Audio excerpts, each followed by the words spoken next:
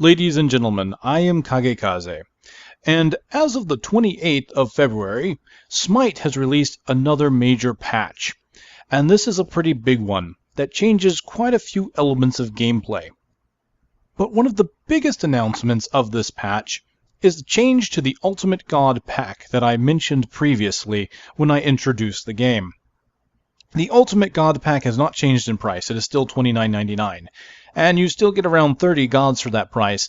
But they have said that now, if you purchase the Ultimate God pack while they're still in beta form, you will get not only all the current gods, but all gods that will be released until the game officially comes out, leaves beta status.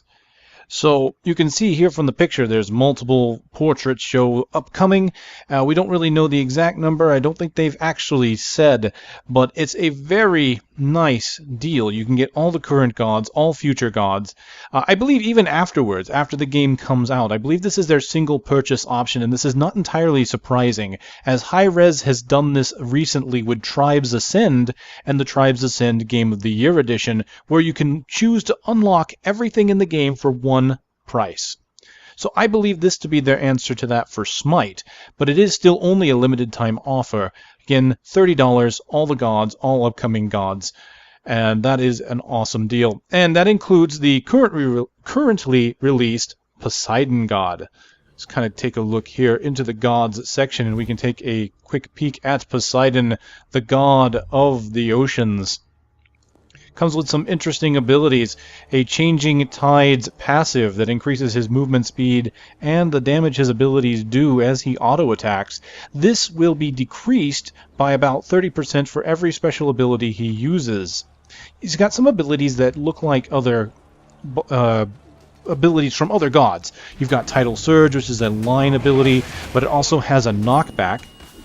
It is a high damage ability. You've got Trident, which makes his auto attack split into 3, very similar to Xbalanque's ability. It also increases the speed at which he gains his passive, so that can be quite useful. And you have Whirlpool. Now this is one of the game changers here. Whirlpool introduces a new mechanic called Crippling. Crippling will prevent your opponent from using movement-based abilities.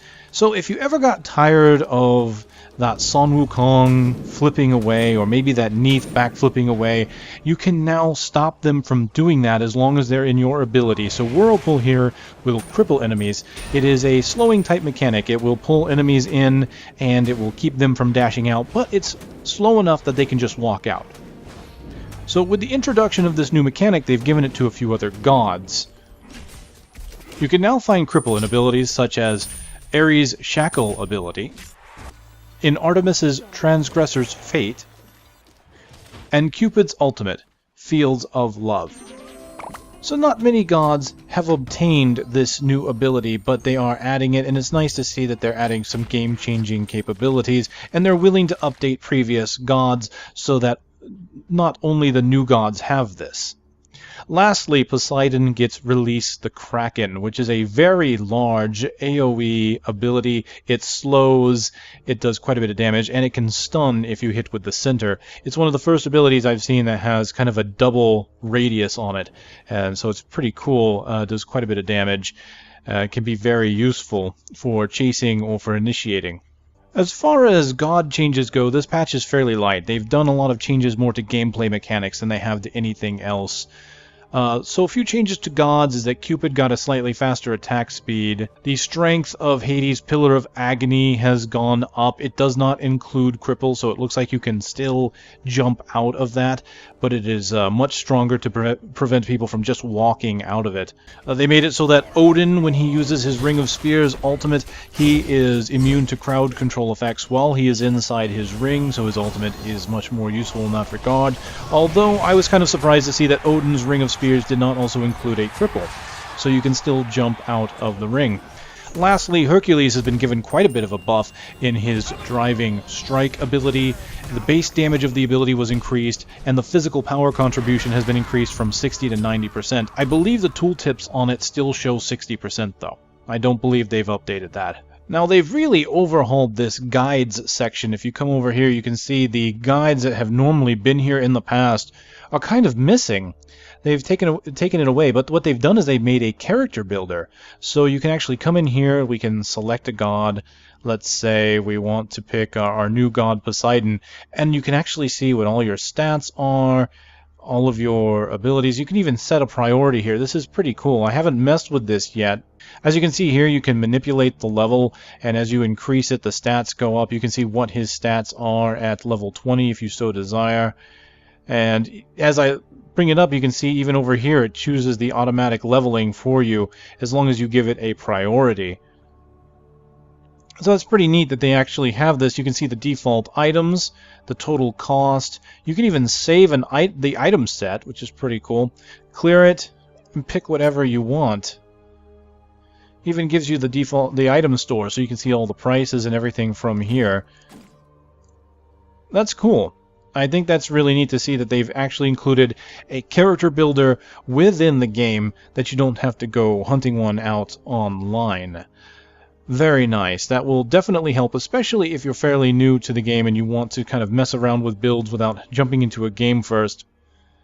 Now, one thing they had done, and it looks like they've reverted it, is they did remove the timers here for a bit. And it appears the timers have returned. That makes me sad.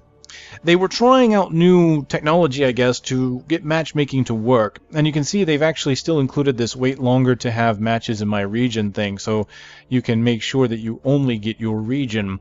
They had removed these, and I was glad to see that. And a main reason I was glad to see that is because I have seen it where I waited 5 minutes for the next match, right?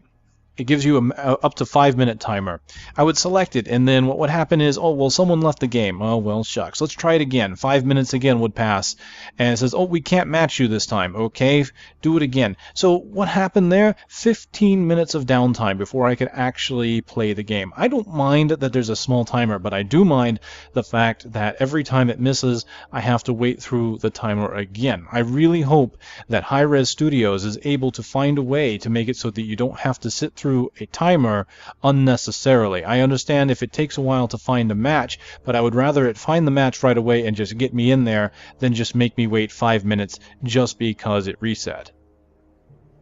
Real quickly, I want to go over some of the changes that have happened to the game types. These are some pretty serious game changers, actually, and you will want to be aware of them. Domination has seen some very nice changes in regards to the way that the Sand Guardians are handled and how you can help defend them and keep them alive. Now, if a minion makes it to their goal, and I'll remove from the map, so the creep, if the creep makes it to the end in your lane, then the Sand Guardian that is in that lane will be healed for 3% of its maximum health for each creep that makes it, which means that you will want to try and defend that. If you want to get the creep or your Sand Guardian healed back up, you'll basically want to escort your creep until they leave. This also means that the enemy can't just keep chipping away at them until they die, which has been a problem in some domination matches.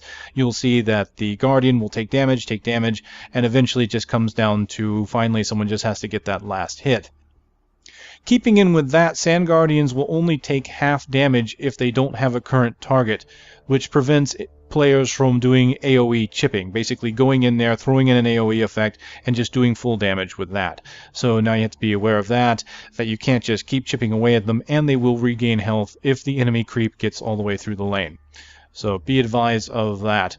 The respawn time of the Sand Guardians is also accelerated for each friendly standing in the radius. So if you want to get your Guardian up, get a few people in the radius, he'll come right up. Alright, showing under the general balance changes, there's been some changes here to Conquest. Gold spooling has been reduced from 3 gold per second to 2 gold per second, meaning it's going to take longer to get the final item builds that you want in Conquest. Now, they've made it so that you can get more gold. For each enemy tower that's destroyed, players will get a 5% gold bonus, and the stacks up to 30%. I'm going to be quite honest, I'm not sure how I feel about this change. The reason I don't entirely like it is because it can encourage a snowballing effect where if you start taking down a bunch of towers and then all you have to do is just get the item builds you need, the enemy can't get the item builds they need, and you just go on from there. And the reason I don't exactly like that is because I have seen some really great matches where the teams go back and forth, and you get a really strong... I mean, I even had a video out there. You could see that I really thought the match was going to end. I even said so. I thought, well, we're done. And then all of a sudden we had this great push in the center, and we just finally came back. And granted, gold is not exactly going to be the worst thing against you. I mean, definitely them getting better items can hurt, so it's not going to be a doom and gloom scenario, but I think it definitely gives them a serious advantage. Aside from taking the towers down, they're now getting gold. I'm not sure that was the best way to do it. Maybe giving additional gold for a tower killed or something like that might have been a better solution. So be advised of that. You're going to get slower gold returns, and killing towers will be fairly important now, more so than usual, because that will give you more gold as you go ahead. Lastly, and this is definitely important, the Minotaur. After a player engages the Minotaur, if the Minotaur resets, he will gain 15% of his maximum health, and the Minotaur can no longer be kited outside of the temple. The big change here, though, is the fact that he regains 15% health every time he resets, and that means basically every time he gets back to the center and goes back into his stoic pose, he will get that health back. So that means that you can't just go in with a single god and hope to do a bit of damage to him. Because if you try that, if you don't go after the Minotaur with a good push, he's going to get that health back. In fact, if you keep going back and forth in him, you try and hit him and he resets, he's going to get that health back. And I've seen a Minotaur, I just did it in practice, the Minotaur went right back up to full health after I reset him a few times.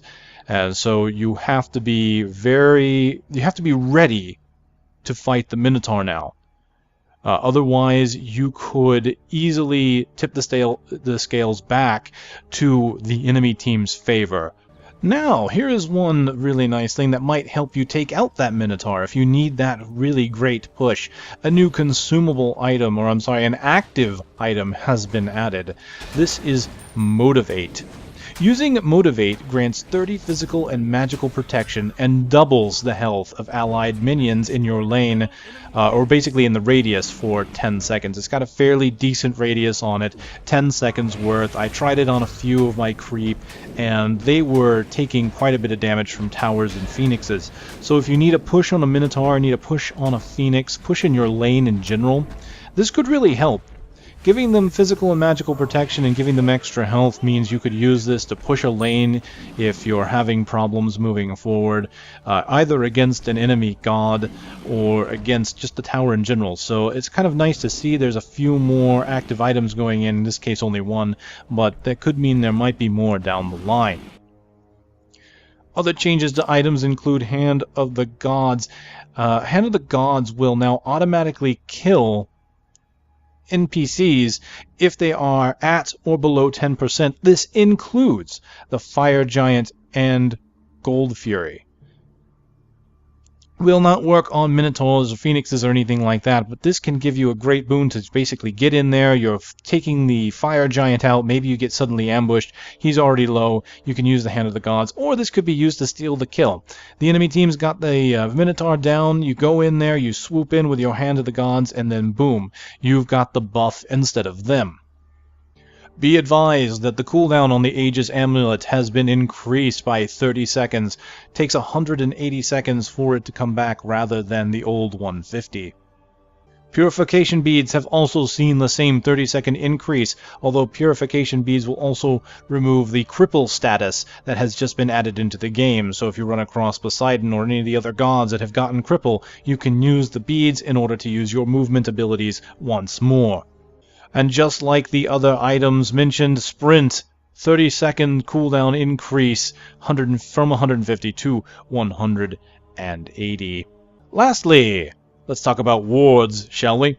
Apparently there's been some controversy on wards, and people feel that the wards were a bit too good, so they've made some changes. First of all, they have given it a 50% increase in price, going from 50 gold to 75 gold.